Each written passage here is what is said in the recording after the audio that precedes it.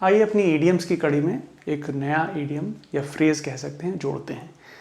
यह है burn bridges. अब अक्सर ईडियम्स के साथ ही देखा गया है कि जो भी इन वर्ड्स का लिटरल मीनिंग होता है वो इस ईडियम का असल मीनिंग नहीं होता है, अक्सर ये देखा गया है। लेकिन कई ईडियम्स ऐसे भी हैं जिनको अगर आप सेंटेंसेस में यूज़ करते हुए किसी को देखेंगे तो आप काफ़ी एक्यूरेटली बता सकते हैं कि इस ईडियम का क्या मतलब रहा होगा।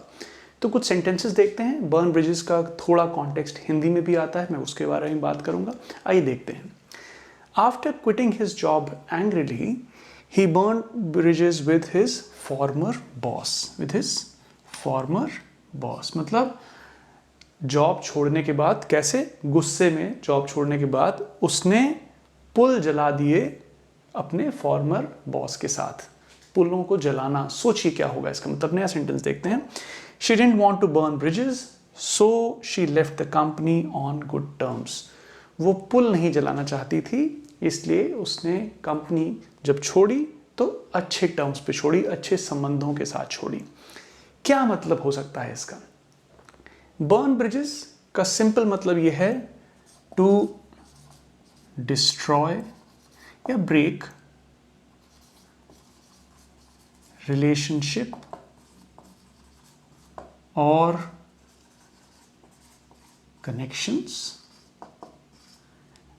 that can be useful or beneficial in the future। भविष्य में जो संबंध अच्छे हो सकते हैं, जिनसे फायदा हो सकता है, संबंध केवल फायदे नुकसान की चीज़ नहीं, जो अच्छे संबंधों में तब्दील हो सकते हैं, बदल सकते हैं, उन संबंधों को तोड़ देना।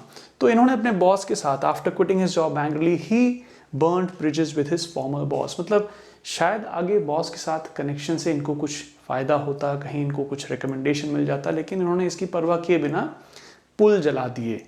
तो पुलों को जलाना सीधा मतलब है भविष्य में किसी चीज़ की परवाह ना करते हुए कि भविष्य में इस संबंध का क्या मुझे नतीजा मिलेगा, अभी उन संबंधों को तोड़ देना या जला देना या उन संबंधों को डिसकंटिन्यू कर देना, रिलेशनशिप डिस्ट्रॉय कर देना।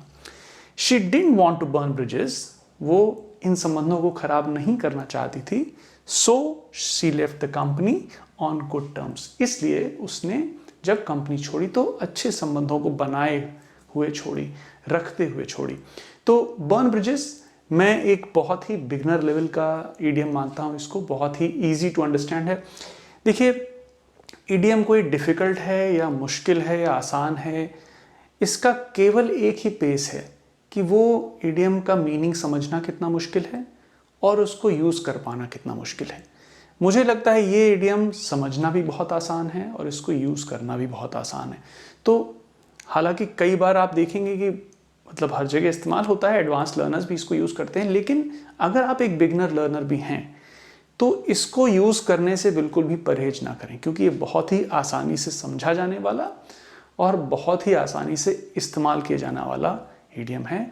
तो बर्न ब्रिजेस का इस्तेमाल करें। It simply means to destroy relationships और connections that can be useful और बेनिफिशियल इन द फ्यूचर। इस डिस्कशन में कहीं आपको कोई डाउट बना रह गया हो, please let me know in the comments. I hope it helps. Take care.